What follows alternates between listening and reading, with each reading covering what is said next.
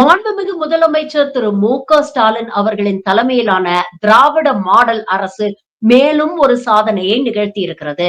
அதாவது நாட்டுல இருக்கக்கூடிய அன்எம்ப்ளாய்மென்ட் ரேட் என்னன்னு பாத்தீங்கன்னா 6.4%.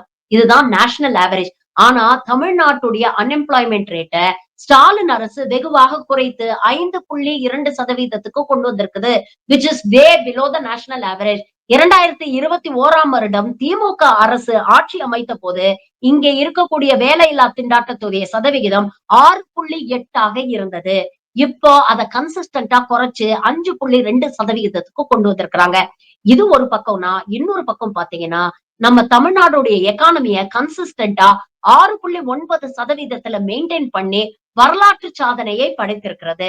அதிக வேலை வாய்ப்புகள், ஸ்ட்ராங்கர் எக்கானமி, ரியல் புரோகிரஸ் இந்த மூன்றையும் தொடர்ந்து தந்திருக்கிறது இந்த திராவிட மாடல் அரசு. முதல்வர் மு.க. ஸ்டாலின் அவர்களுக்கும், திமுக அரசுக்கும் வாழ்த்துக்கள்.